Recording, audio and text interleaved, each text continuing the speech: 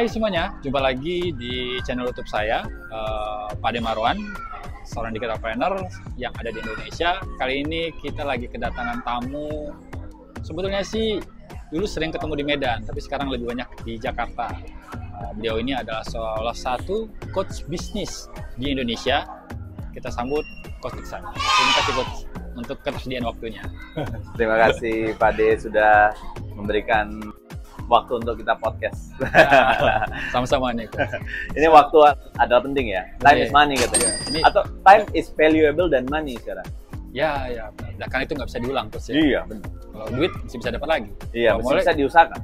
Mesin waktu dia pakai apa? Nggak bisa pakai Doraemon ya Coach ya. Nah, itu dia. Ini menarik sebagai pengantar. Saya beritahu bahwa mungkin yang buat yang belum kenal bisa agak panjang sih perjalanannya, tapi bisa langsung ke channelnya dari punya Coach Iksan. Ada Instagram dan ada YouTube juga Coach ya. Ya. Untuk Instagramnya boleh diinfo Coach apa?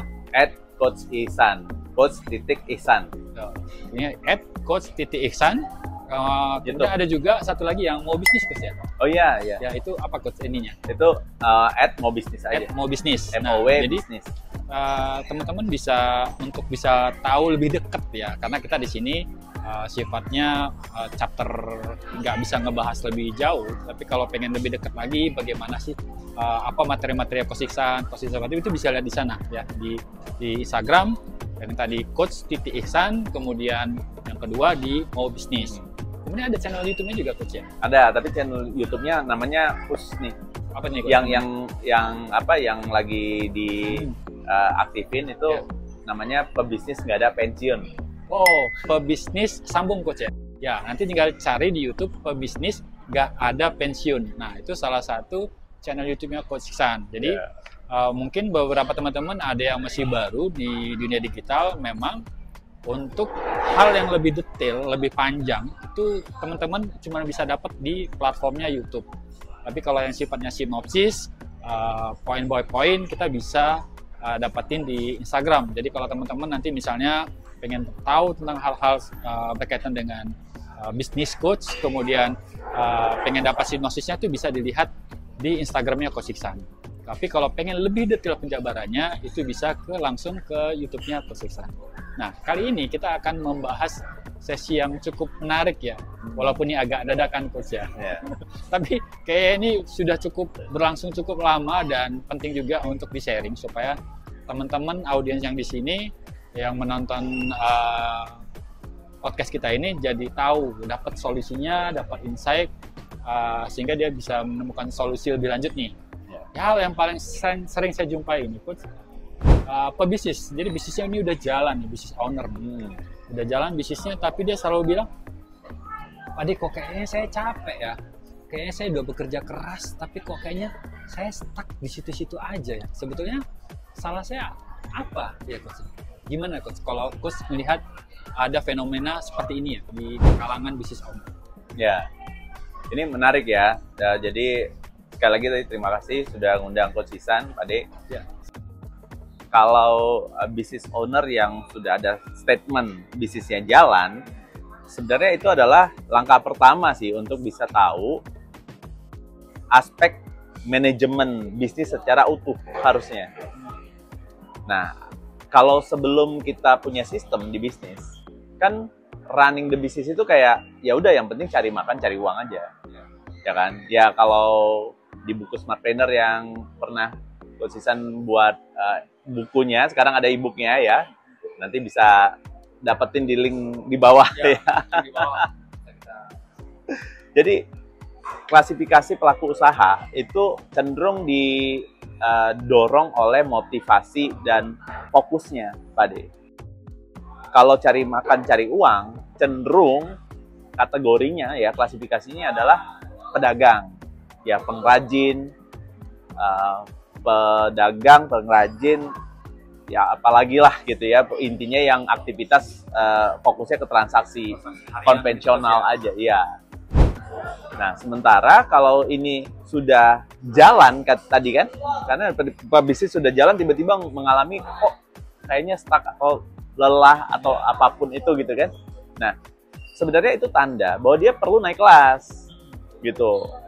Nah, ketika mau naik kelas, kita harus geser berpikir seperti pedagang, ya, yang hanya cari makan, cari uang, menjadi bagaimana bangun sistem dan mulai cari orang yang tepat, gitu. Yang tepat maksudnya apa? Untuk bisa membantu owner ini running the business. Ya, apakah itu dari luar yang dia bisa hire gitu ya. Jadi gini, maksudnya gini, ini orang yang dicari bukan karyawan yang selama ini ngebantuin aja, bukan. Maksudnya orang yang dicari adalah orang-orang yang ikut serta dalam manajemen bisnis, pengaturan bisnisnya, bisa dari dalam maupun dari luar ya. Kalau dari dalam berarti dia udah ngerti tentang bagaimana nih menjalani satu departemen sebuah bisnis itu sendiri, apakah di sales, marketing, atau di operation, atau di human resource, atau di keuangan. Tapi kalau dia untuk optimasi penjualan dia perlu konsultan misalnya, nah berarti dia bisa hire tim eksternal lah, kira-kira gitu ya, dia bayar ya, seperti itu. Nah, kalau dia nggak punya sistem, dia nggak ngerti bagaimana bisnis model usahanya, dan dia nggak tahu memilih orang yang tepat, bahkan dia nggak bisa men-scale up pemahaman si orang ini ya, terutama ya karyawan yang kok karyawannya buat gini-gini aja sih, nggak mau apa ya improve, kok kayaknya stuck juga nih gitu ya, kok karyawannya nggak mau belajar gitu. Nah, bisa jadi dia belum ketemu nih cara gimana komunikasi ke karyawan, leadership-nya belum kebentuk. Nah, disitulah sudah masuk klasifikasinya pada pebisnis harusnya. Kenapa? Karena pebisnis itu adalah singkatan pada pemilik bisnis. Ya, bisnis ya bisnis gitu ya. Jadi, pemilik bisnis artinya apa? Dia memiliki aset sebuah bisnis, di mana di sana ada organisasi, ada transaksi, ada environment ya, untuk bagaimana running the business well gitu ya, lebih oke, tanpa dia lagi selalu berada di dalamnya. Nah, dia jadi oke, dia masih ngelola tapi nggak harus jaga toko aja, nggak gitu, nggak harus ngawasin terus gitu. Nah, di situ tuh perbedaannya tadi, ketika ada yang berpikir kok lelah nih, stuck nih, karena dia mau berpikir kondisi nyaman yang cari makan, cari uang ini, ya kan, itu udah nggak nyaman lagi gitu. Sementara dia mau tetap nyaman, nggak bisa dong. Maka perlu naik level dengan apa? Pemahamannya di-upgrade. Ya, kalau saya lihat tadi ada kunci yang menarik, kata kuncinya itu leadership, coach ya. Karena beberapa yang mau mulai bisnisnya kan dia memang dari mulai kayak merek parfum kan, coach. Dia semua dia yang kerjain lah, seperti solo planner gitu kan. Artinya merek parfumnya saya lupa mah. One man show. Dia kan merek parfum dia. Semua dia yang kerjain, akhirnya ya kayak Coach bilang, mungkin dia jadi operator, kemudian akhirnya berkembang, dia hire orang secara gambling, kemudian tapi dia stuck, tapi ternyata poinnya untuk mengembangkan tim ada leadership yang kurang ya, sehingga timnya itu sebetulnya bisa dikembangkan, tapi dianya yang sebetulnya bermasalah di bisnis ownernya itu, Coach ya. Iya. Harus di-clarify, dia harus punya jiwa leadership. Bisa bukan problemnya, bisa saja bukan dari karyawannya, sehingga dia merasa capek, timnya udah ada, tapi kok dia mesti kayak capek sendiri gitu. Yes.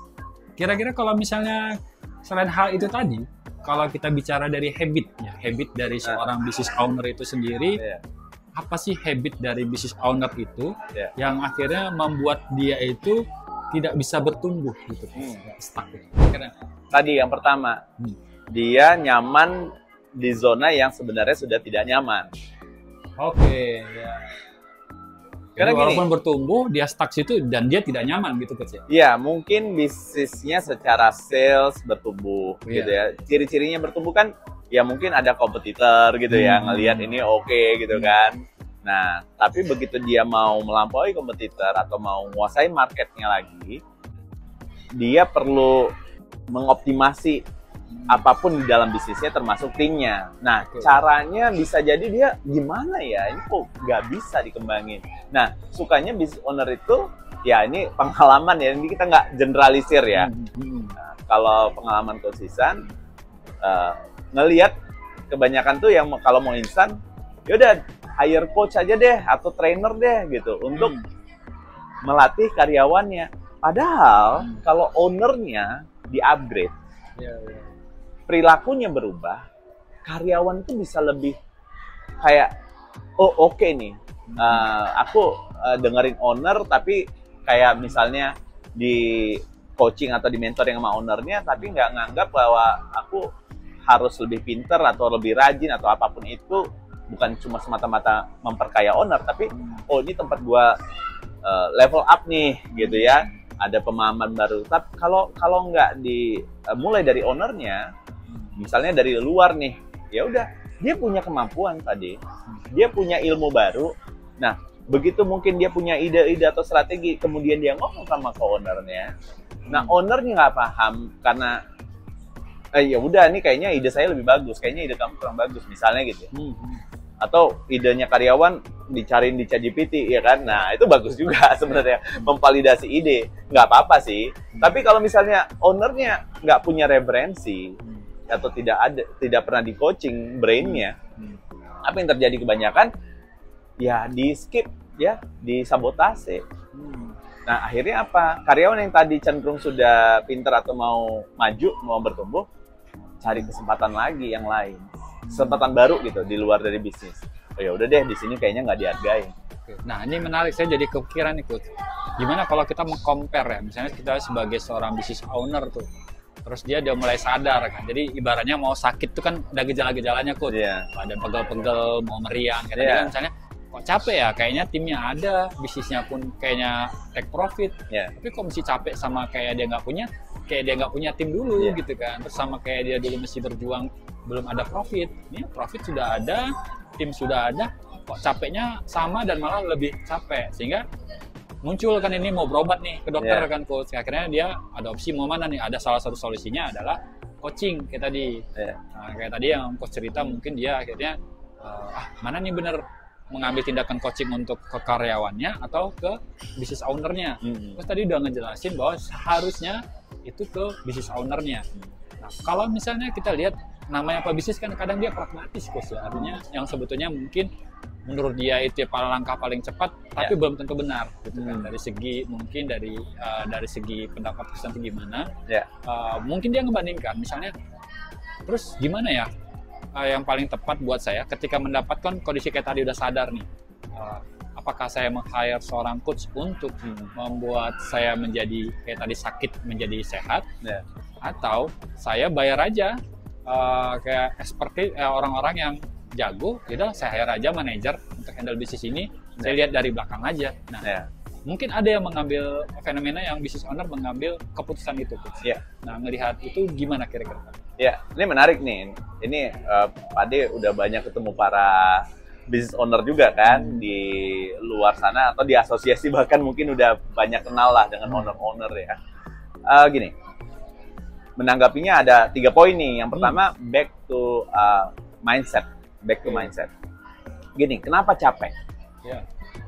Karena kita pasti, kalau misalnya nih ya, kita analogi dulu nih Pak De, ada pisau nih sama kentang.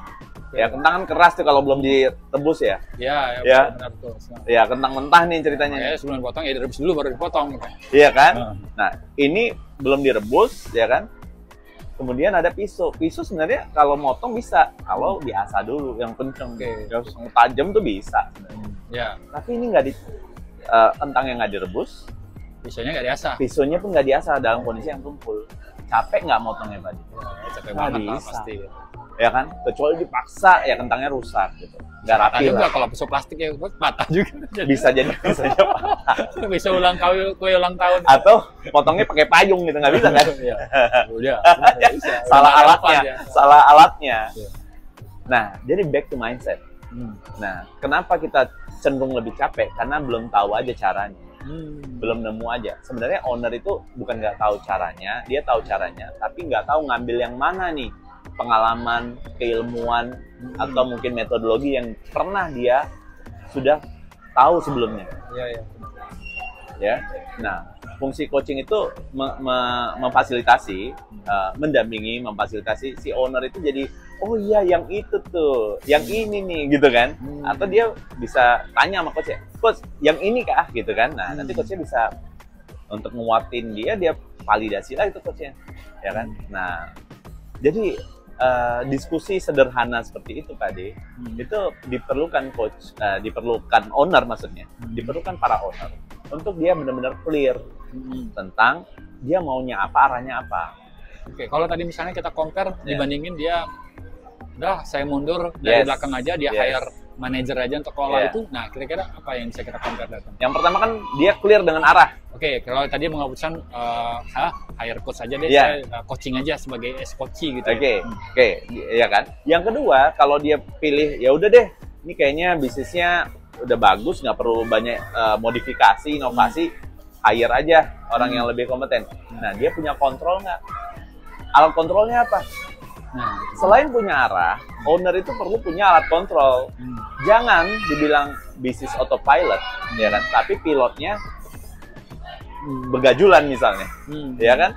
Kalau autopilot di pesawat itu kan memang konsep yang mana pilotnya memang sudah kompeten, kemudian posisi autopilot itu memang dikondisikan, tapi nggak sampai dari awal sampai akhir ke autopilot, nggak. Perlu pemantauan juga. Autopilot itu bukan kita lepasin gitu aja terus sampai dari awal sampai habis, enggak. Pasti ada pemantauan, ada alat kontrolnya Pak De. Dan memilih pilot yang kompeten juga perlu sekolah kan. Sekolah pilot berapa? Oke, kita mundur nih. Kalau kita ambil dari luar, pertama budaya kerjanya belum tentu sama. Kompetensinya kalau kita nggak ngerti arah dan kontrolnya, nah nanti apa dibilang yang katanya expert tadi, owner ya oke-oke aja gitu. Artinya apa? Dia tidak punya alat kontrol yang gimana owner ini bisa improve juga gitu sama si bisnisnya dan timnya tadi gitu. Nah, untuk si orang yang di hire ini kita pastikan bahwa dia punya struktur, punya sistem, punya ukuran yang diperlukan. Owner perlu tahu juga tadi. Kalau kita biarin sama pilot, dan tanda kutip ya pilot yang tadi dibayar untuk ngerunningin bisnis, dia hire yang dia suka aja gitu ya. Kemudian sistemnya asal-asalan, cuma pilotnya yang tahu, dan tanda kutip tadi ya, si operatornya tadi yang tahu gitu ya. Kemudian dia punya peluang di luar sana, atau dia nggak suka sama ownernya, dia bisa bedol desa. Dia ambil tuh timnya satu kelompok, satu grup gitu ya, untuk buat bahkan lebih parah buat kompetitor gitu, buat jadi kompetitor. Nah, ini sedikit lebih mendalam nih Coach. Kalau tadi misalnya dia sudah, mungkin ini yang banyak saya jumpai di lapangan, terutama di Medan. Jadi mereka tuh masih belum aware, sadar sebetulnya coach itu apa sih, motivator itu apa, mentor apa. Kalau seperti tadi misalnya seorang business owner dia udah sadar nih, dia butuh partner nih untuk membuat bisnis dia grow, dan dia tidak mengambil keputusan untuk meng-hire profesional.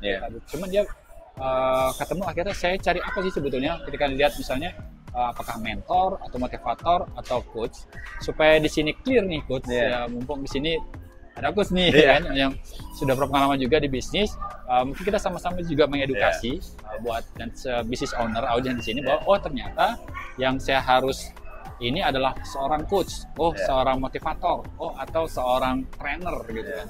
Apa sih Coach yang membedakan antara coach, kemudian trainer dan mentor mungkin kali Coach ya, mentor, coach dan trainer. Ini kira-kira apa sih bedanya?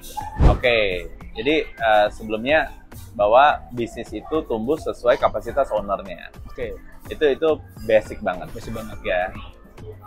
Terus pertanyaannya kan, terus kalau misalnya kapasitas gua gini-gini aja, gue cari expert aja lah gitu ya. Ya udah sesuai kapasitas expertnya. Ya kan? Oke.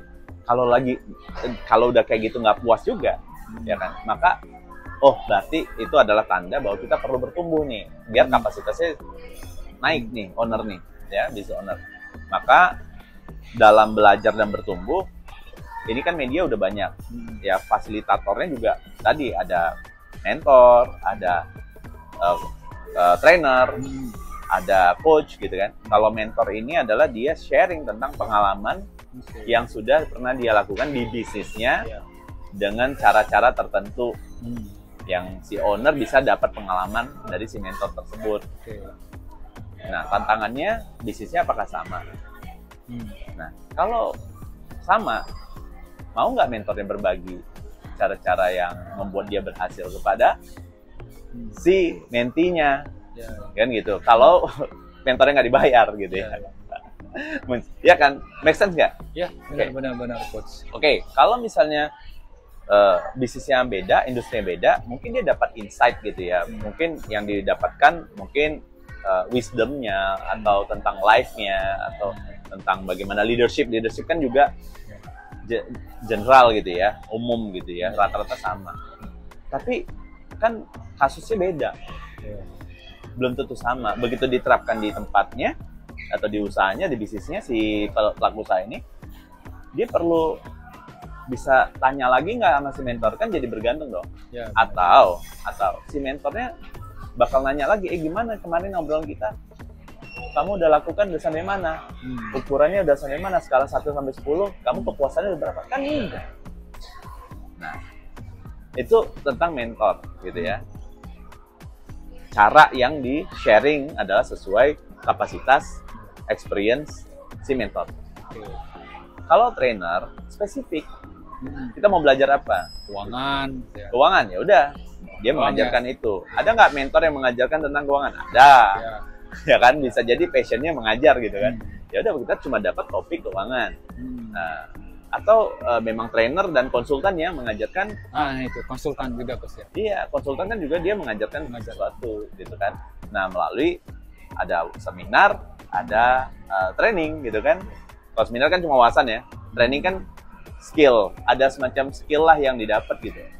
Ya kan, yang mana kalau kita tanya banyak, kan bisnis itu kan kompleks. Sementara misalnya belajar tentang keuangan, ya kita tanya dengan yang bidang yang lain-lain kan agak ya sesuai lah dengan topiknya. Atau misalnya coach yang mengisi training.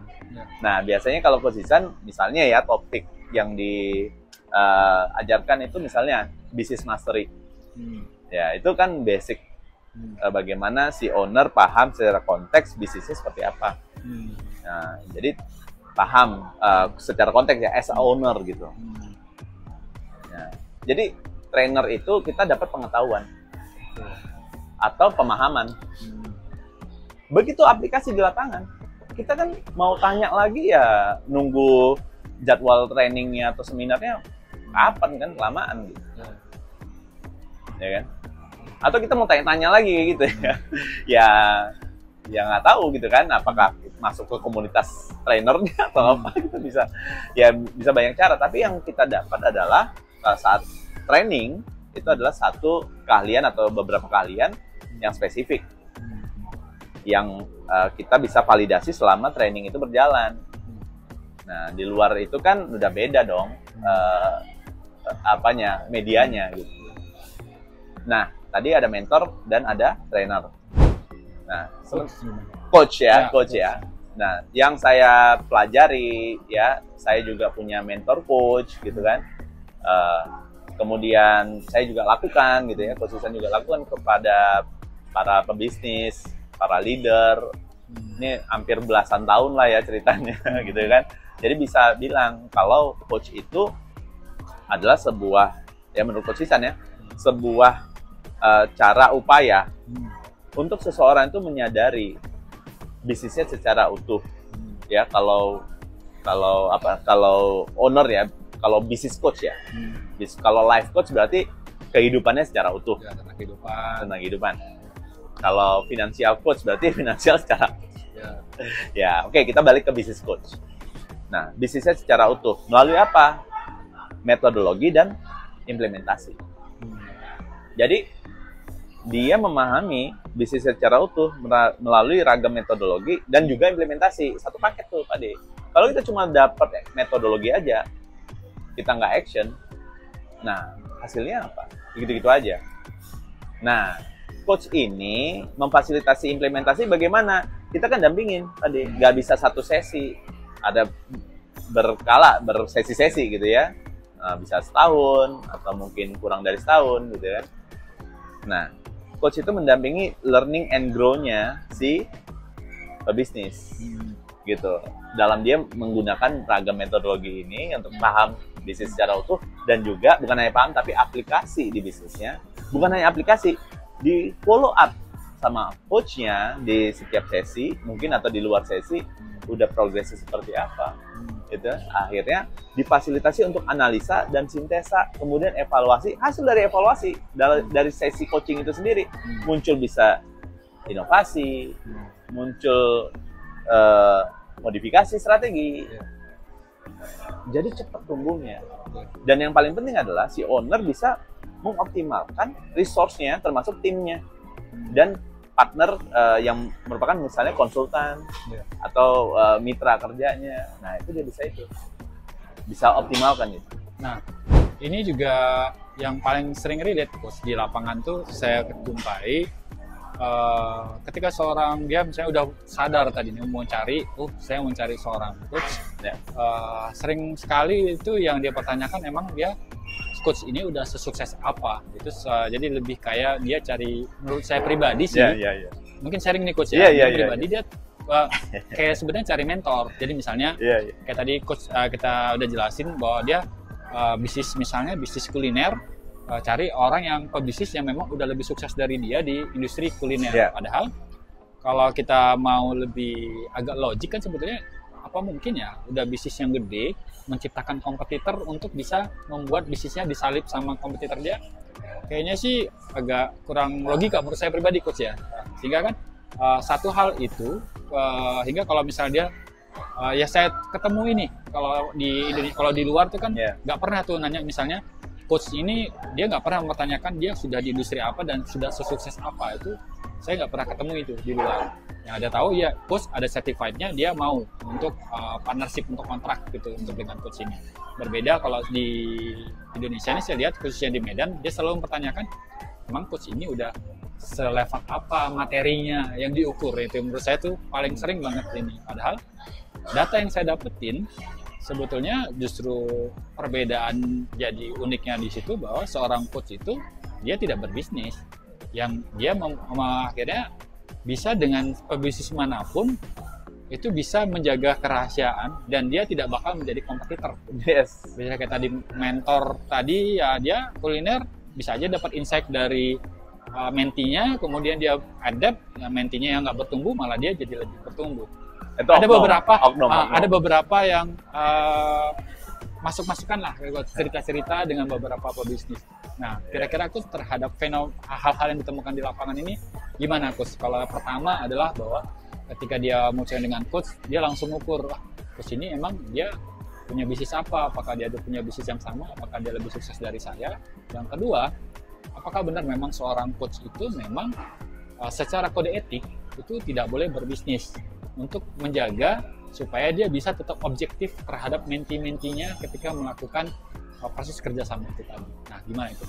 Ya, ini menarik ya. Jadi coach itu kan sebuah profesi yang memang individu tersebut ya secara profesional mendedikasikan pemahaman, kemampuan, capability-nya atau kompetensinya ya untuk mendampingi para kliennya dengan netral ya, secara netral gitu ya. Tadi benar, dia menjaga kerahasiaan dan banyak beberapa kode etik yang perlu dijaga gitu.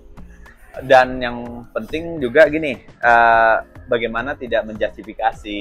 Nah, itu hal-hal yang pendekatan yang unik lah ya, tidak menyalahkan. Yang membedakan antara mentor dan coach, bisa bilang kayak gitu? Iya, ya bisa. Ya, karena mentor kan dia tidak punya urgensi untuk sabar. Nah, kalau coach ya bukan sabar ya, lebih ke empati gitu. Kita punya pemahaman, oh ini owner dia perlu bertumbuh itu unik gitu, sesuai motif dan aksinya si owner. Jadi motivasi itu ada singkatannya Pak D, ada panjangannya. Apa itu? Motivasi itu motif itu adalah intentionnya, niatnya, energinya yang dia bawa gitu ya untuk sukses. Sementara aksinya itu adalah aplikasinya, perilakunya, ya, motif dan aksi makanya. Nah, sementara coach itu komparator, bukan motivator. Ya. Mau komparator. Jadi kalau analoginya kan ini, ya saya dengar dari master coachnya Coach Ihsan ya gitu ya.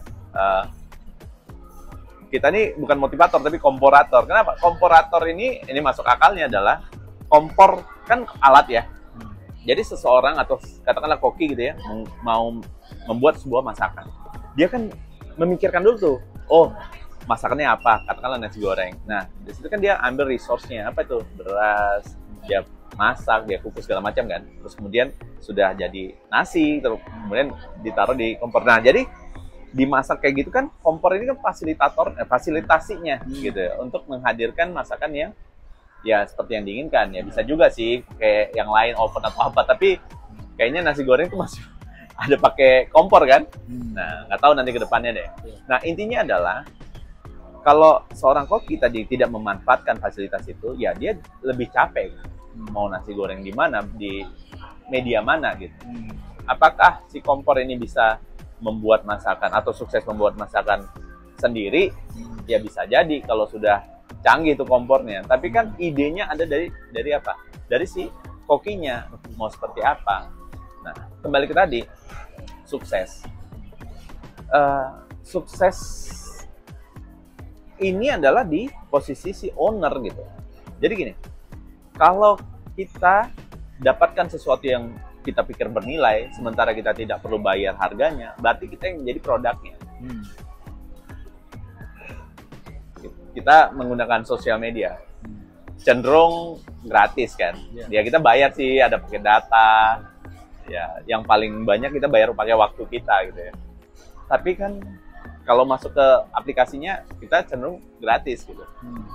Sampai sekarang nih kayaknya gratis kan? Ya. Masih gratis ya. Nah, artinya kita yang jadi produknya untuk klien dia yang mau iklan gitu.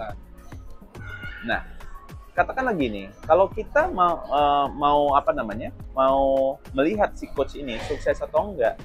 Nah, ini memang dipahami orang-orang yang mau instan, gitu. Orang-orang yang mau instan kayak gini contohnya. Saya pengen dibuatin kayak gini, contohnya gimana, gitu. Ya. Kita pikir gini, kita banyak yang sukses di luar sana, banyak yang sukses. Belajar mungkin ke guru yang mungkin kita bisa lebih sukses dari guru tersebut. Tapi kan ada peran guru ini untuk kesuksesan kita. Ya, atau dokter, profesi dokter. Ini izin ya, para dokter ini cuma analogi aja. Apakah dokter harus punya sakit yang sama sama kita untuk dia bisa nyembuhin penyakit kita? Atau lebih sukses sakitnya gitu, untuk kita jadi lebih yakin ini sembuh, gitu kan? Nggak kayak gitu. Jadi simpelnya stop berpikir kita tuh cuma bisa ATP, amati, tiru, plek, gitu ya.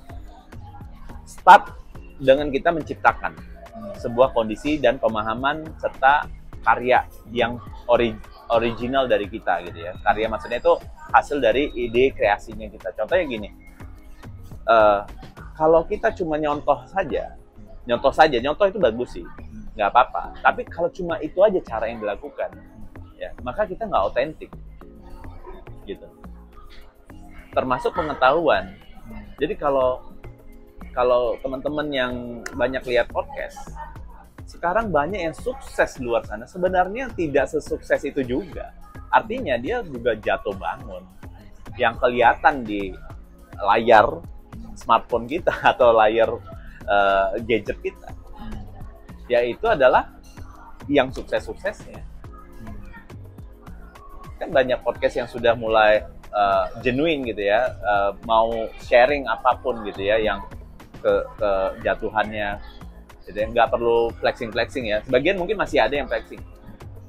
Nah, kalau kita meniru orang yang cuma flexing doang, Nah, maka kita produknya. Nah, ini kalau saya bisa ini sharing juga, Coach, memang terjadi hal yang cukup signifikan terkait tadi Coach sudah menjelasin antara mentor, trainer, dan Coach itu. Jadi kalau misalnya sebagai business owner kita meng-hire mentor, itu tuh memang sifatnya kayak satu arah aja. Kita nanya, ini apa yang harus saya lakukan? Yang berharap mentor itu langsung straight menjawab, oh kamu harus melakukan ini. Gitu. Berbeda ketika saya proses dulu coaching sama coach gitu kan, hal yang menarik adalah berbeda gitu. Artinya saya seperti dibangun kesadaran karena awalnya sedikit bingung gitu kan, terus loh saya nanya kok ditanya balik, kan itu mungkin proses yang saya pribadi ketemukan berbeda dengan saya ketemu mentor, saya tanya dia langsung oh ini seperti ini. Ketika saya dengan coach itu malah nanya balik, coach kalau ini kenapa begini? Loh, menurut kamu ada pertanyaan balik yang akhirnya membuat saya tuh kayak tadi, coach. Artinya yang mungkin membedakan secara pribadi ini opini, artinya ketika dengan mentor seperti ini ya saya cuma mengikuti satu arah gitu ya.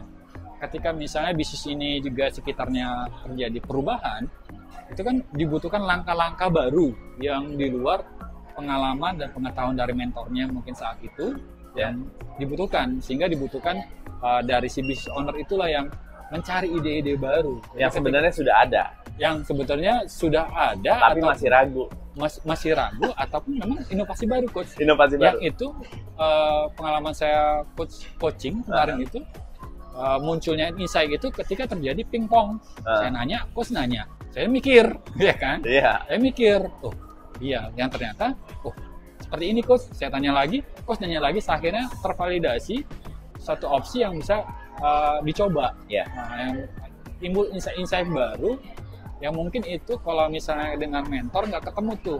Kalau saya pribadi ya pengalaman itu dengan mentor tuh, karena begitu saya tanya ini, memang kita itu kayak punya harapan tuh, ya kayak mentor tuh udah kayak departemen penerangan gitu kan. Begitu ini jawaban ini yang bisa jadi belum tentu relevan. Satu, kedua bisa jadi kita tidak bisa mendapatkan gagasan-gagasan baru yang genuine, yang tadi cerita genuine.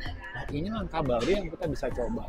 Saya pribadi mendapatkan itu ketika proses coaching, yaitu kita terjadi proses tanya jawab yang tidak saya dapatin di mentorship. Di coach itu ya ditanya dijawab, akhirnya ngebangun sadaran. Satu, saya sadar, kedua saya menemukan opsi-opsi baru, insight baru yang bisa saya coba gitu. Dan sebagai owner biasanya kan sebagai pemimpin ya, tidak seperti diguruin. Ya akhirnya jadi jawabannya di sini loh. Kok jadi aku yang punya ide gitu kan. Tapi yang bisa saya sharing di sini memang bedanya coach sama mentor itu, metodologi dari coach itu adalah bagaimana. Jadi istilahnya sebagai informasi ya buat audiens di sini. Jadi ada coaching kita yang mau kliennya coaching tuh disebut dengan coachee. Jadi sebagai coach itu akhirnya melihat jawabannya justru dari coachee-nya, bukan dari coach-nya, tapi coach-nya itu bisa mempunyai metodologi untuk membangkitkan yang tadi lah energi atau kapasitas dari si coachee-nya itu. Jadi akhirnya muncul, naik, bertumbuh, dan akhirnya dia ini jawaban aku jadi dapat dari metodologi dari seorang coach gitu, coach mungkin. Nah, ini kita bicara tentang metodologi ya, tapi program pendampingan itu sudah ada dilengkapi juga dengan pendekatan-pendekatan yang berbeda atau unik sesuai si kapasitasnya si klien. Jadi cerita metodologi menurut saya sedikit berbeda dengan bisnis layanan service as a service business gitu kan. Nah, jadi ketika sama coach pun, ketika coachnya punya experience di bidang itu, di bidang yang ditanyakan atau yang dialami seperti itu misalnya. Nah, coach itu bisa juga melakukan pendekatan mentoring, ya kan? Tapi dengan kontrak yang jelas. Maksudnya kontrak di sini gini, dalam diskusi kita bisa sepakati, ya kontrak itu kan kesepakatan ya. Oke. Saya boleh kasih feedback nggak gitu. Jadi dengan permisi atau izin si ownernya gitu. Nah, si coachnya yang experience, yang udah pengalaman itu bisa switch pendekatan Nah, atau di sesi yang berbeda. Nah, jadi dia begitu sesi ini, oke, kita lakukan sesi coaching ya. Nah, kemudian setelah sesi coaching, mungkin dirasa saat diskusi, kamu perlu nggak tanggapan dari saya mungkin di luar sesi coaching. Itu bisa dilakukan. Atau coachnya mungkin ada training mungkin yang mungkin sesuai, relevan dengan spesifik knowledge yang diperlukan si owner, mungkin bisa masuk ke training si coach. Dan kayaknya dari ini saya bisa nangkap insight juga, berarti berdasarkan pengalaman kasus coaching kemarin juga, berarti bisa dibilang coach ini sebetulnya lebih private dalam artian dia lebih eksklusif ke business owner, coach ya. Kalau tadi misalnya kita compare dengan mentor, dengan trainer, itu ya dia bisa dieksekusi ke karyawan. Tapi kalau coach ini sendiri sebetulnya lebih baik ya ke business owner-nya ya, coach. Ya, misalnya dalam ini konteksnya pengetahuan business owner misalnya ya. Karena banyak yang bisa dibahas secara konteks di bisnis sama coach. Nah, misalnya dalam pengetahuan aja. Kita analogikan seperti baju. Ya, baju kaos katakanlah begitu. Nah, kalau trainer ya analoginya dari coach adalah itu seperti ya udah kita punya gerai jual baju yang sudah ukurannya jelas, warnanya kita udah tentukan. Mentor, ini ya analogi mentor. Nah, mentor itu udah pernah nyoba pakai baju tersebut, terus merekomendasikan baju itu. Ya, bajunya ya yang disuka mentor dong, yang cocok sama mentor. Seperti pengalaman dia. Oh ini bagus nih, kamu beli yang model kayak gitu pasti keren deh. Tapi begitu dicoba belum tentu cocok. Ya cocok nggak cocok itu ya relatif ya. Coach itu mendesain ya bajunya dari misalnya kaos gitu ya, mau desainnya apa, mau warnanya apa, nah kamu mau dipakai dalam lokasi apa, selain kaos yang ya ini misalnya ya CI gitu ya misalnya gitu. Nah CI kamu mau ada outernya nggak, misalnya pakai topi nggak misalnya gitu ya. Ya jadi lebih ke tailor made gitu. Kayak berarti penjahit seperti dia coach itu ngebantu business owner itu menemukan stylenya ya, coach ya. Iya, jadi fit banget. Jadi benar-benar custom sesuai dengan si business owner sendiri. Iya, ya, sampai dia bilang personalize lah kita bilang, sangat personalize. Iya, gue banget nih gitu. Sebenarnya kalau kayak mentor kan dia berdasarkan pengalaman dia gitu kan, yang dicoba ya iya saya sukses dengan metodologi ini, silakan dicoba dan hasilnya bisa jadi nggak cocok gitu kan. Sementara kalau coach itu mencari yang hal benar-benar personalize-nya si business owner itu ya. Benar. Dan ketika itu dilakukan selama program terus-menerus, coba bayangkan dia akan menjadi genuine tersendiri. Malah dia yang jadi mentor karena menginspirasi banyak orang. Karena beda kan dengan yang lain, dia nggak niru mencoba jadi orang lain gitu kan. Itu kenapa coach itu lebih relevan ke business owner ya, coach ya. Iya. Jadi yang undang-undang misalnya yang coach Ihsan diminta bantu untuk meng-coaching karyawannya atau timnya, manajemennya, please kita mulai dulu untuk ownernya bisa bisa difasilitasi untuk coaching.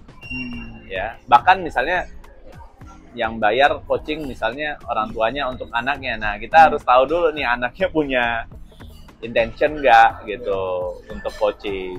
Karena uangnya kan bukan dari dia, kecuali kalau uangnya dari dia investasi, itu oke sih. Nah, balik lagi ke tadi coach, misalnya dengan fenomena bahwa orang ketika memutuskan untuk mencari seorang coach, kemudian dia ketemu salah satu alat ukurnya dia, ini coach ini udah seberapa sukses. Tadi kan sudah kita clarify. Tapi masih belum tuh. Gimana tuh? Belum. Jadi gini, sebenarnya untuk konkretnya, tadi kan masih umum banget ya konsep sukses itu. Konkretnya adalah gini, sukses itu just suka proses. Oke. Sukses suka proses. Yes. Sukses itu suknya suka, suksesnya proses. Kita tanya sama siapapun yang sukses menurut kita, nggak ada tuh dia nggak ngelewatin sebuah proses yang cukup menantang. Tadi banyak ketemu para mentor, para pebisnis yang udah senior. Kalau sharing curhat ya bisa jadi dia akan share worst experience-nya, ya kan? Artinya apa? Kita nggak bisa lihat seseorang tuh ideal yang kita pengen, dia tuh sukses nggak ada cacat, nggak. Nah, artinya kita tuh harus ubah cara pandang kita, ya, proses kita melihat sesuatu, bahwa sukses itu adalah cuma suka proses. Kalau kita suka gelisah itu susah. Daripada kita susah gelisah, susah suka gelisah. Suka gelisah. Jadi kalau kita gelisah, aduh kan mau di coaching tapi kayaknya di PR-nya banyak nih misal gitu ya, padahal nggak juga gitu kan. Aduh kayaknya di coaching tuh kayak ditanya-tanya jadi bingung. Kadang-kadang kepala agak pusing gitu misalnya. Ya sebenarnya kan berarti tanda bahwa kita masih punya brain gitu ya. Kalau agak nyut-nyut itu ya biasa. Sama kayak di coaching, di gym, kan itu meng-coaching apa? Otot ya. Nah, kalau business coach itu lebih ke arah meng-coaching brain. Kalau kita tidak pernah meng-coaching brain kita, maka karyawan kita, ini secara sederhananya aja, karena kita kebanyakan mengoptimasikan ototnya daripada brainnya. Mau bilang otak itu agak gimana gitu ya. Ya, kemudian kita cuma bayarnya tenaga kerja kan, bukan tenaga pikir gitu. Yang ngapain dia mikir buat kita. Nah ini coach, kalau misalnya tadi ketika dia meng-hire seorang coach, mungkin perlu diceritakan coach itu kan begitu banyak ya, artinya ada istilah-istilah coach, sama lah kayak mungkin ada beberapa pelabelan-pelabelan yang sebetulnya beberapa oknum itu memanfaatkan tidak sesuai dengan expertise-nya. Jadi mungkin coach bisa ceritakan, kan seorang coach itu kan nggak mungkin tiba-tiba dilabelin coach itu ujuk-ujuk muncul gitu. Biasanya mungkin bisa dijelasin ke audiens di sini, biasanya seorang coach itu proses dia menjadi coach itu seperti apa tuh? Oke, jadi memang ada yang misalnya dia di internal sebuah perusahaan, ada coach sales misalnya, berarti spesifik dia nge-coaching biasanya tim sales yang gimana biar ya seperti olahraga gitu ya, jadi sebagai tim itu jadi performanya oke gitu kan. Ada coach yang lain itu biasa memang spesifik. Nah, maksudnya ada sekolah pelatihannya, ada sertifikasinya atau gimana itu? Ya pastinya ada sertifikasi. Jadi ada metode, ada ada ranah, gitu ya. Kalau misalnya metode coaching itu sendiri itu ada sertifikasinya. Seperti apa? Nah, kalau ranahnya di bisnis, gitu ya. Nah, memang sebaiknya seorang coach itu mungkin pernah menjalankan sebuah bisnis. Ya, jadi dia tidak asing gitu dengan kondisi kliennya, dia lebih mungkin empati ya. Konsisten nggak bilang ya nggak punya bisnis dia nggak empati gitu ya, tapi bisa paham lah gitu ya. Nah sementara kalau lihat misalnya ya ada coach yang dia mungkin experience-nya lebih banyak di korporasi. Nah sementara bisnis itu kan lebih kompleks ya. Walaupun dia belajar katakanlah bisnis coaching, mungkin expertise-nya itu lebih mendominasi di bidang misalnya sales atau misalnya human resource gitu. Maka kalau memang kita benar-benar mau dapatkan bisnis coach, ya sebaiknya yang tadi kategorinya dia memang pernah menjadi seorang business owner atau dia punya bisnis, boleh aja tadi. Tapi tantangannya sendiri ya kalau menurut coach saya, ya ibarat klien ini kan punya bisnis. Nah saat kerjasama sama coach itu benar-benar melihat perhatian lah ya, namanya kita menghandling klien gitu ya. Nah kalau kita punya bisnis yang lain misalnya, itu membagi perhatiannya itu kan ya seperti lihat anak kandung, anak anak yang favorit lah katakan gitu ya, dengan anaknya nggak begitu.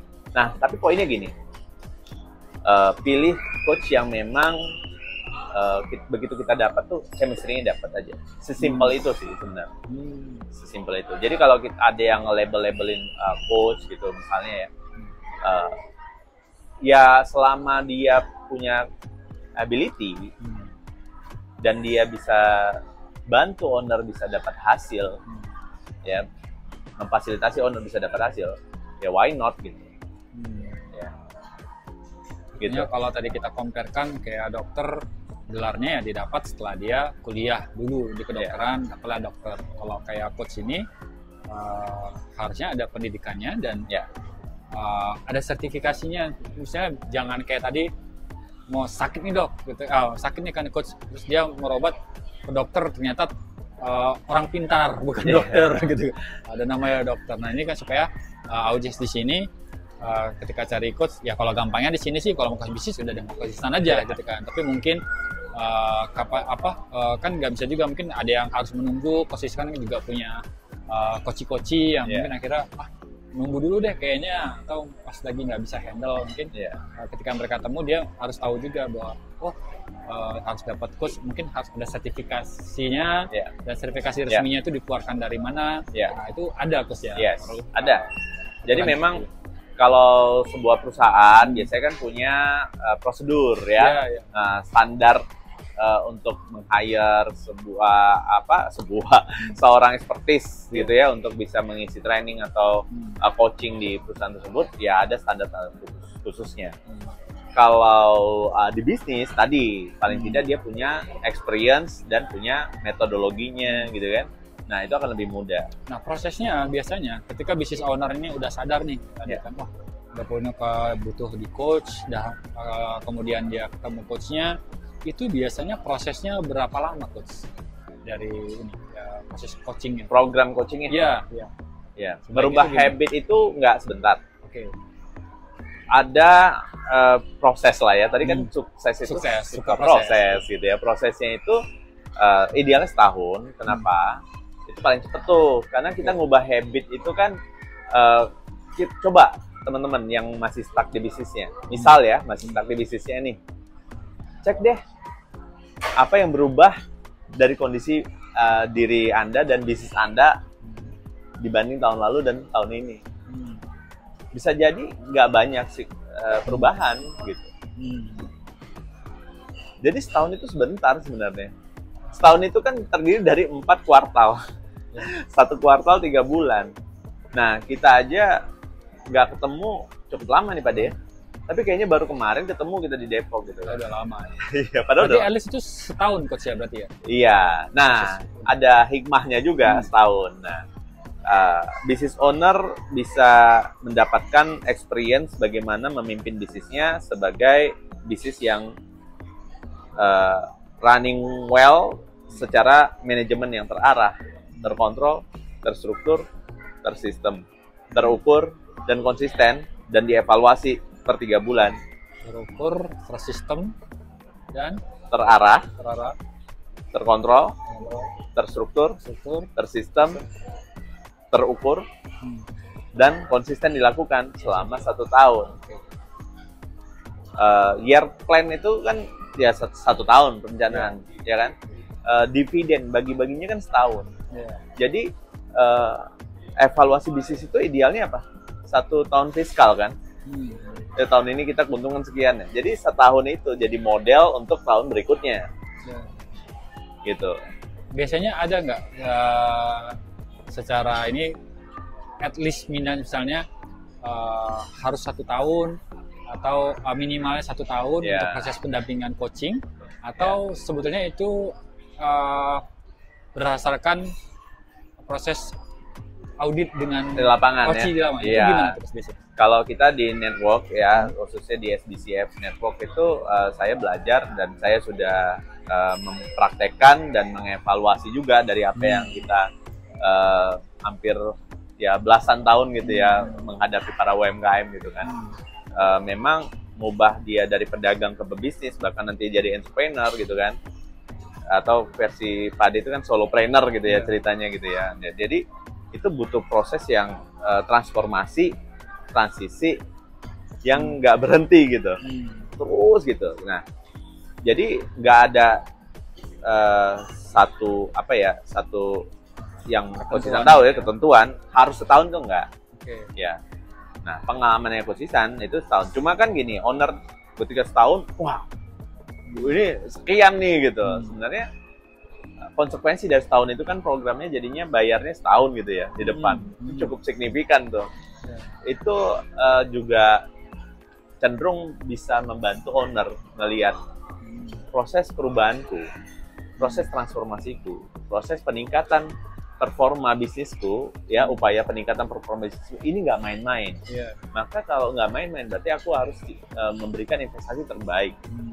Ya, sebenarnya bukan hanya uang, dia juga investasi waktu juga kan, dan effort dia juga untuk dia bisa harmoni gitu dalam sebuah program coaching.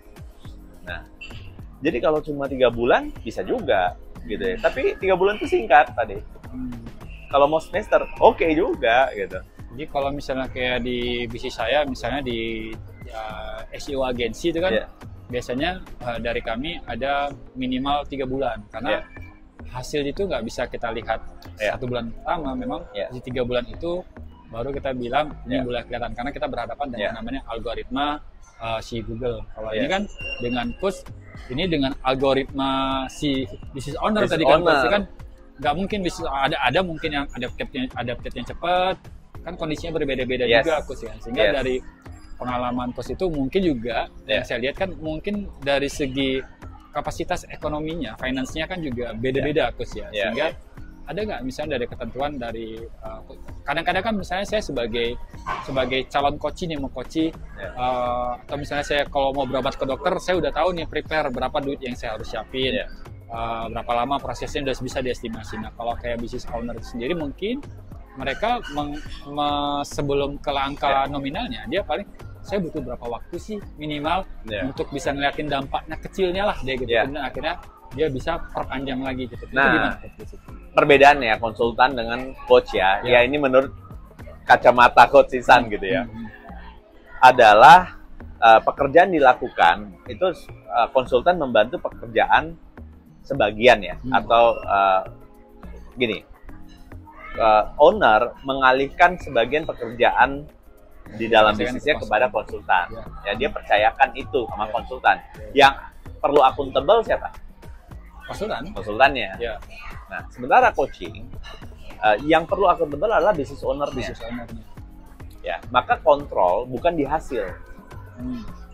Jadi kenapa cenderung tadi ada 3 bulan? 3 bulan dulu karena dia mau mengontrol hasil.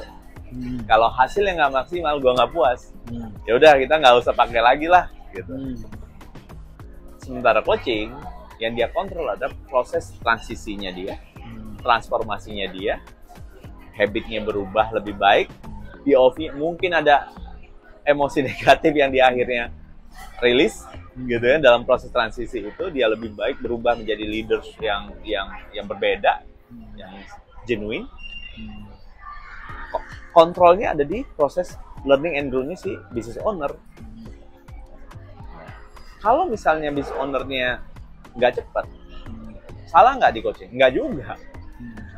Dia seperti analoginya gini. Analoginya seperti nyewa satu ruko.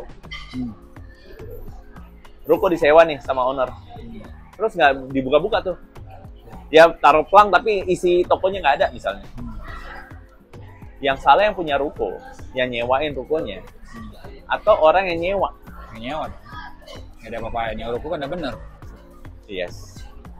Gua udah sediain ruko buat lu, udah oke.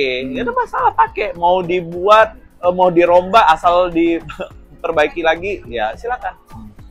Nah, program coaching menurut Coach Ihsan ya, cenderung seperti itu analoginya. Kita sediain waktu, care, perhatian, daya empati gitu ya, untuk mendampingi 1 tahun nggak dimanfaatin, ya dimanfaatkan gitu ya. Ya yang rugi balik ke yang tadi. Kalau analoginya penyewa ruko ya balik ke yang nyewa ruko. Jadi ini sedikit sharing mungkin untuk para audiens semua.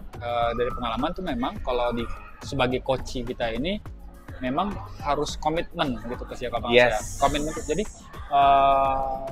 yang perlu kita jelaskan ke audiens ini adalah ada nggak fase masa trialnya, misalnya ini sebelum dia memastikan benar-benar komit. Kayak tadi misalnya at least 1 tahun, lu harus komit gitu kan. Tapi misalnya, coach boleh nggak saya coba dulu kasih icip-icipnya itu sampai saya ibaratnya sama-sama mencari kecocokan gitu kan. Sepertinya, oh coach ini saya udah ngerasain oke nih, oke siap, saya mau komit nih, tarik 1 tahun. Nah, itu ada nggak coach di proses dengan coaching? Yes, memang iya. Artinya gini, coach juga memilih klien. Jadi coach yang sukses juga dia perlu memilih klien. Karena kan kuncinya beda tadi, kalau kayak mentor kan dia komitmennya sebetulnya lebih ke konsultannya atau ke mentornya, komitmen nggak untuk mendampingi. Sementara kalau kayak coaching, ya pengalaman saya mengejalan itu ya justru saya nggak siap nggak komitmen untuk didampingi selama setahun gitu. Jangan-jangan kalau terjadi masalah ya justru di kitanya yang nggak komitmen gitu kan. Jadi memang kalau mau cari yang cocok, yang ini oke nggak, ya boleh aja request ke coachnya gitu kan. Ada nggak saya bisa dapatkan seperti yang Pak Adi tadi tanya gitu ya. Biasanya kalau konsisten tuh ada proses namanya business diagnosa. Oh iya, dia business diag dulu prosesnya. Business diag dulu. Nah, kita mau lihat apakah coach ini cukup jujur dan mau terbuka untuk dia nanti di program coaching. Jadi kayak tadi nggak sembarangan juga, ada proses filterisasinya dengan metodologi yang katakan business diag, diaudit lah coach ya. Dulu bisa nggak nih di coaching? Niatnya nggak komit gitu coach ya. Niatnya, komitmennya di audit. Kalau dia tidak jujur dan terbuka dalam sebuah kondisi bisnis yang saat dijalankan, itu berapa lama biasanya proses untuk business diagnya? Ya tergantung ya para coachnya ya. Kalau misalnya konsisten tuh 60 menit udah oke sih. Sudah oke. Ya udah oke. Nah mungkin berpikir gimana coach kalau saya mau running dulu mungkin ya untuk 3 bulan. Contoh ya, jadi sebenarnya pengen 5 tahun, running 3 bulan atau 6 bulan. Nah, bisnis coach ya yang ada di network tempat saya berada gitu ya, di SBCF Network, kita cenderung punya tuh program yang lebih terjangkau atau yang lebih mungkin untuk bisa lihat cocok apa enggak, kita bisa ngikut enggak gitu ya dalam program coaching ini. Namanya group coaching. Jadi bareng pengusaha yang lain, seperti kita satu grup, seperti kelompok mastermind gitu ya, tapi difasilitasi dengan metode coaching, pendekatan coaching gitu. Nah itu sih ada plus minusnya ya. Kalau plusnya kan tadi ini mencari chemistry, atau kadang-kadang tuh ada owner yang gue ragu gitu, gue bisa nggak di coaching ya gitu, nanti bisa nggak ya, ini kan investasinya nggak murah. Nah ya mungkin dia lihat dia mampu nggak keep up. Walaupun tadi kalau balik ke murah tadi, Hainut, murah mahal itu kan relatif coach ya. Iya relatif ya. Makanya mungkin kalau ada beberapa pengusaha yang kuotanya udah ada nih lengkap berapa gitu ya ikut. Cuma memang ada sisi kekurangan menurut saya, menurut posisian. Kan progres peserta grup coaching ini kan nggak sama nih. Ya nanti ada yang kecepatan, yang kecepatan jadi, ini kok lama ya gitu ya. Nah jadi itu sih yang paling fit itu sebenarnya one on one sih. One on one. Dan itu tadi fasenya ada ya kalau di posisian tuh pertama business diag, setelah business diag selama 60 menit itu ada proses untuk filterisasinya itu 3 bulan, kemudian boleh komitmen atau gimana coach? Ya kalau kita sebagai coach balik lagi ke coachisan pribadi, ngelihat besar komitmen dari klien itu salah satunya adalah dengan mau investasi yang mau mengeluarkan investasi terbaik untuk pertumbuhannya, untuk programnya sendiri gitu. Nah dia dengan cara apa? Salah satunya dia mau 1 tahun ya dibayar 1 tahun depan. Ya seperti sewa ruko kan banyak juga yang 1 tahun di depan gitu ya. Sehingga dia benar-benar maksimal gitu. Ya kalau dia bulanan gitu kan, kontrolnya masih ada di pemilik atau penyewa ruko, atau katakanlah di sini ada si coachnya gitu. Nah, ada sisi psikologinya sebenarnya. Kalau kita masih bisa punya kontrol ya, maka kita bisa cenderung ya dalam pertumbuhan di program coaching, kita cenderung bisa mensabotase. Nah, maksudnya kontrol uang tadi, ya kan? Tapi kalau dia benar-benar sadar bahwa uang ini memang untuk investasi, coach, saya memang uang ini budgetnya sudah disesuaikan pengembangan diri sekian, misalnya gitu ya. Ya silakan, jadi itu akan muncul dalam sesi business diag gitu, kebutuhannya seperti apa gitu ya. Jadi ya itu balik lagi ke coachee dan coachnya gitu ya. Artinya bukan berarti owner nggak mau nggak mau bayar di depan semua, itu bukan berarti mereka nggak komitmen gitu. Tapi kalau dari si pribadi konsisten ngelihat ya, kalau kita kalau misalnya kita setengah-setengah gitu ya, kayak kelihatan gitu, ya kan, kelihatan, pasti kelihatan. Kalau kita serius, kelihatan. Jadi coach yang experience itu akan bisa ya sedikit melihat lah gitu ya. Waduh, ini kalau dia benar-benar serius, angkanya oke, kemudian dijalanin oke. Nah, kliennya sukses ya coachnya seneng. Gitu kan. Ini udah kita menarik banyak hal nih coach hari ini. Pertama, kita sharing dengan para business owner di sini. Ketika kayak mulai terasa sakit itu tadi, ya gejala-gejalanya kayak tadi merasa tim udah bertumbuh, omset tapi kok masih stagnan, ataupun omset naik tapi kok dikit-dikit nyundulnya dikit-dikit dan tetap ngerasa capek. Timnya bukan bertumbuh, timnya bertambah. Timnya bertambah. Belum tentu bertumbuh. Timnya bertambah, tapi kok kayaknya masih capek. Yes. Nah, itu merupakan satu gejala untuk mulailah cari solusi di luar. Salah satunya adalah dengan mencari coaching. Jadi nggak coaching juga nggak apa-apa. Ya, salah satu solusinya. Itu salah satu solusi. Dan di coaching tadi kita juga udah ngejelasin ya sebenarnya apa sih sebetulnya coach, kemudian mentor dan trainer, sehingga para business owner ini sudah bisa dapat informasi untuk mengambil keputusan dari beberapa opsi tadi itu untuk membuat dirinya bertumbuh dan bisnisnya juga bertumbuh. Betul. Dan tadi kita jelasin juga di coaching itu prosesnya ngapain aja sih gitu kan. Iya. Ya prosesnya berapa lama. Kalau untuk secara budgeting mungkin itu semua beda-beda coach ya. Tapi kalau misalnya ada yang bilang mahal, menurut saya sih pribadi sih mahal murah itu relatif ya. Itu lebih dampaknya ada nggak kita. Kalau misalnya dampaknya cukup gede, ya itu bisa dibilang murah gitu kan. Artinya label mahal murah itu seharusnya jangan ada gitu kan. Tapi lebih kepada sudah saatnya kayak tadi lakukan aja bisnis direct. Dan kalau boleh tahu bisnis direct itu free atau berbayar coach untuk bisnis direct? Iya. Kalau di luar sana bisa berbayar ya. Iya. Karena kan artinya gini, ketika coach juga nggak oke, ya coach juga calon coach tadi ya. Kalau calon coachnya nggak oke, ya coach juga nggak. Karena mencari kecocokan itu tadi kan. Iya. Jadi yang nggak ada yang dirugikan gitu kan.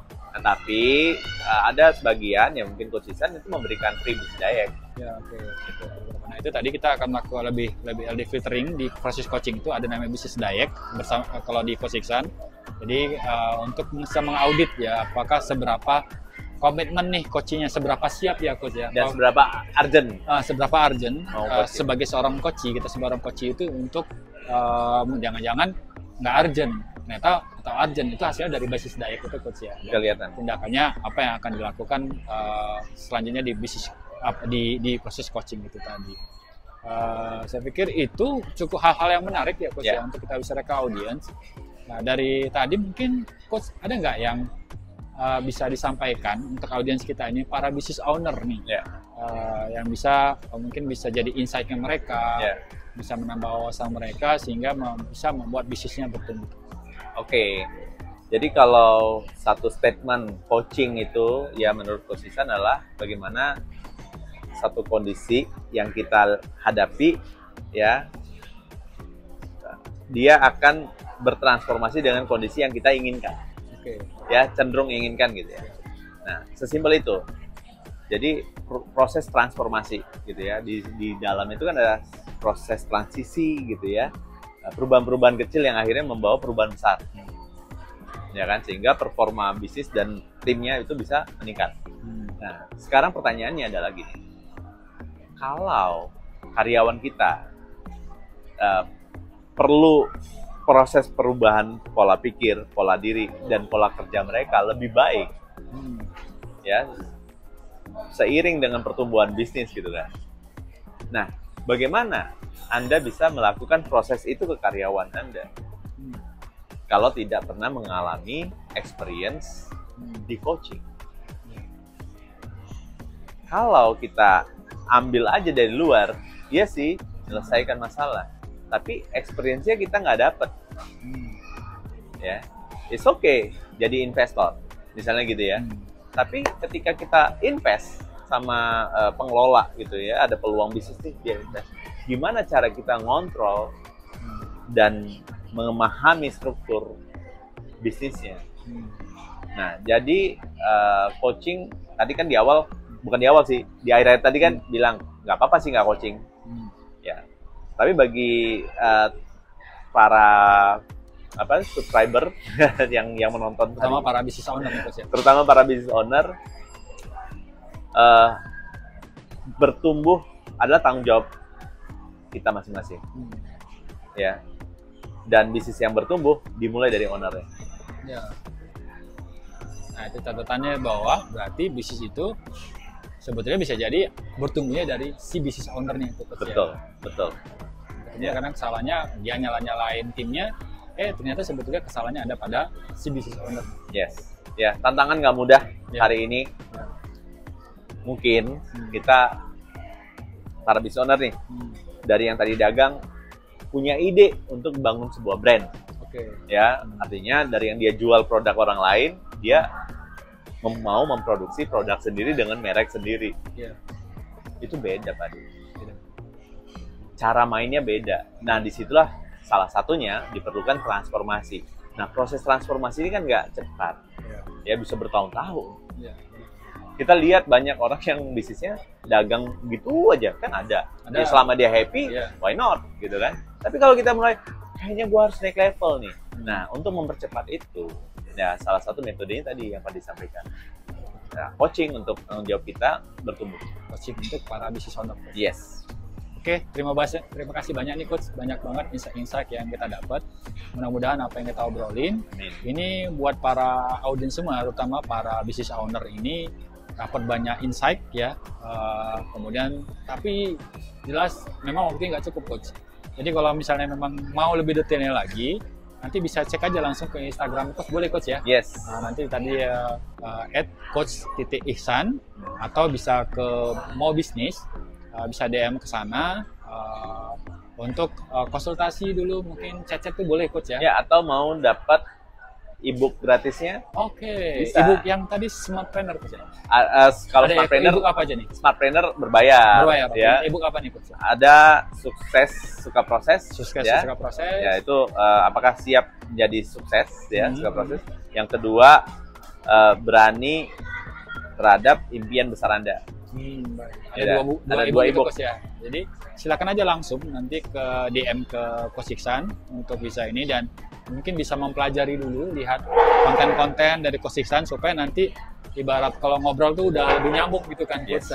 Jadi kalau kita mau zaman-zaman pacaran kan Coach, kita tipe-tipe kita spy dulu nih Coach kan, nih ntar biar nyambung gimana nih gitu kan, jangan sampai nanti jadi terlalu jomplang, jadi susah nggak nyambung. Jadi cari pelajari dulu Coach Iksan ini apa sih konten-kontennya, seperti apa sih, sehingga nanti teman-teman bisa ngerasa relate di sana, kemudian akhirnya nih cocok nih, aku ada yang mau ditanyain seperti itu, udah mulai bisa konsultasi di sana. Terima kasih untuk waktunya Coach Iksan. Semoga di lain podcast kita bisa bikin lagi Coach ya, mungkin ke tema yang lebih spesifik, karena saya yakin waktunya nggak cukup buat kita untuk ngobrolin banyak hal, apalagi business owner ini banyak banget kayak ini masalah-masalahnya kan Coach, banyak PR-PR-nya yang harus dia lakukan untuk bisa bertumbuh. Oke, terima kasih sekali lagi Coach, jumpa lagi kita di season berikutnya. Terima kasih.